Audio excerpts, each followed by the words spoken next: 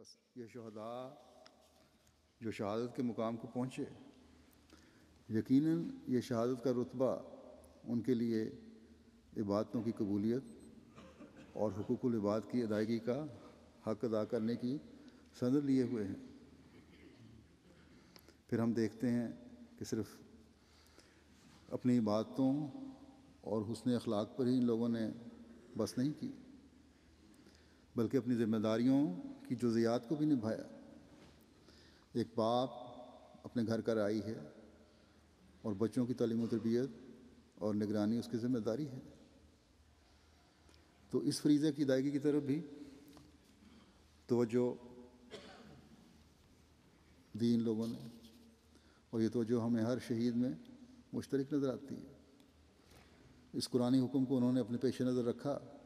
کہ وَلَا تَقْتُلُوا أَوْلَادَكُمْ خَشْيَةَ إِمْلَاقٍ،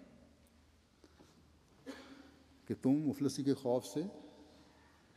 اولاد کو قتل نہ کرو، اپنے کاروباروں میں اس قدر محو نہ ہو جاؤ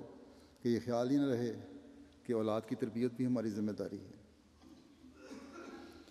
یہ لوگ اپنے اس عہد کو بھولے نہیں کہ دین کو دنیا پر مقدم رکھنا ہے، اور اس عہد کی پاسداری کی خاطر انہوں نے اپنے کاموں کی جگہ سے فون کر کر کے گھر میں بیوی کو یاد کروایا کہ بچوں کو نماز پڑھوا دو، کہ دین کو مقدم کرنے کی ابتدا تو نمازوں سے ہی ہوتی ہے۔ ایک بچی نے باپ کی تربیت کا یہ اسلوب بتایا کہ لمبے تفریحی سفر پر ہمارے ابا ہمیں ساتھ لے جاتے تھے اور راستے میں مختلف دعائیں پڑھتے رہتے تھے، اور اونچی آواز میں اور بار بار پڑھتے تھے کہ ہمیں بھی یاد ہو جائیں دعائیں، اور ہمیں ان سے یاد ہو گئیں۔ اور پھر صرف دعائیں یاد ہی نہیں کروائیں بلکہ یہ بھی کہ کس موقع پر کون سی دعا کرنی ہے۔ تو یہ تھے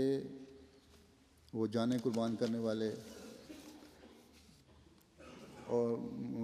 جانیں قربان کرنے والوں کے اپنی اولاد کے لیے تربیت کے اسلوب۔ پھر نوجوان تھے جن کے والدین بفضل تعالیٰ حیات ہیں، ان کے حقوق بھی ہمہ وقت ان جوان شہیدوں نے ادا کیے۔ والدین بیمار ہیں تو رات دن ان کی خدمت میں ایک کر دیے۔ خدا تعالیٰ کے حکم کہ والدین سے حسن سلوک کرو اور ان کی کسی سخت بات پر بھی اف کا کلمہ منہ سے نہ نکالو، اس کا حق ادا کر دیا ان لوگوں نے۔ پھر بعض دفعہ یہ ہوتا ہے کہ شادی شدہ جوان اگر ماں باپ کا حق ادا کر رہے ہیں تو بیوی کا حق بھول جاتے ہیں، اگر بیوی کا حق ادا کرنے کی طرف توجہ ہے تو ماں باپ کا حق بھول جاتے ہیں۔ لیکن ان مومنوں نے تو مومن ہونے کا اس بارے میں بھی حق ادا کر دیا۔ بیویاں کہہ رہی ہیں کہ والدین کے حق کے ساتھ ہمارا اس قدر خیال رکھا کہ کبھی خیال ہی دل میں پیدا نہیں ہونے دیا کہ ہماری حق تلفی تو کجا ہلکی سی جذباتی تکلیف بھی پہنچائی ہو۔ اور ماں باپ کہہ رہے ہیں کہ ہم سمجھتے ہیں کہ ہمارے حق ادا کرنے کی کوشش میں کہیں بیوی کے حق کی ادائیگی میں کمی نہ کی ہو۔ بس یہ اعتماد اور یہ حقوق کی ادائیگی ہے جو حسین معاشرے کی قیام اور اپنی زندگی کو بھی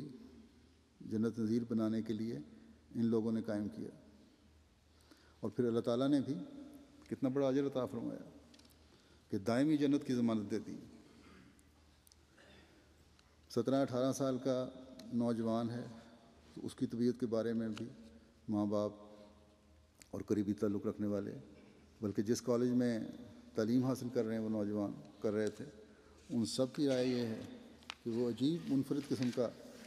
اور منفرد مزاج کا بچہ تھا۔ پھر ان سب میں ایک ایسی قدر مشترک ہے جو نمایاں ہو کر چمک رہی ہے، اور وہ ہے جماعتی غیرت کا بے مثال اظہار، اطاعت نظام کا غیر معمولی نمونہ، جماعت کے لیے وقت قربان کرنے کے لیے ہر وقت تیار رہنا اور کرنا، دین کو دنیا پر مقدم رکھتے ہوئے جماعت کے لیے سارے حقوق کی ادائیگی کے باوجود، ساری ذمہ داریوں کے حقائق کی ادائیگی کے باوجود وقت نکالنا، اور صرف ہنگامی حالت میں ہی نہیں بلکہ عام حالات میں بھی کئی گھنٹے وقت دینا، اور بعض اوقات کھانے پینے کا بھی ہوش نہ رہنا، اور پھر یہ کہ خلافت سے غیر معمولی تعلق، محبت اور اطاعت کا اظہار۔ کیوں یہ اظہار تھا؟ اس لیے کہ حضرت صلی اللہ علیہ وسلم نے فرمایا تھا کہ مسیح موعود اور مہدی موعود کے بعد جو دائمی خلافت کا سلسلہ چلنا ہے اس نے مومنین کے جذبہ وفا اور اطاعت اور خلافت کے لیے دعاؤں سے ہی دائمی ہونا ہے۔ بس یہ لوگ تھے جنہوں نے عبادات اور اعمال صالحہ کے ذریعے سے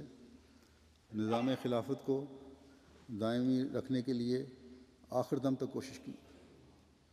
اور اس میں نہ صرف سرخ روح ہوئے بلکہ اس کے اعلیٰ ترین معیار بھی قائم کیے۔ یہ لوگ خلافت کے اپنے اپنے دائرے میں دست و بازو بنے رہے۔ یہ سلطان نصیر تھے خلافت کے لیے، جن کے لیے خلیفہ وقت دعا کرتا رہتا ہے کہ مجھے عطا ہو۔ اللہ تعالیٰ ان سب کے درجات بلند فرماتا رہے، اپنے پیاروں کے قرب سے ان کو نوازے۔ یہ شہداء تو اپنا مقام پا گئے، مگر ہمیں بھی ان قربانیوں کے ذریعے سے یہ توجہ دلا گئے ہیں کہ اے میرے پیاروں، میرے عزیزوں، میرے بھائیوں، میرے بیٹوں، میرے بچوں، میری ماؤں، میری بہنوں اور میری بیٹیوں، ہم نے تو صحابہ کے نمونے پر چلتے ہوئے اپنے عہد بیعت کو نبھایا ہے، مگر تم سے جاتے وقت یہ آخری خواہش کا اظہار کرتے ہیں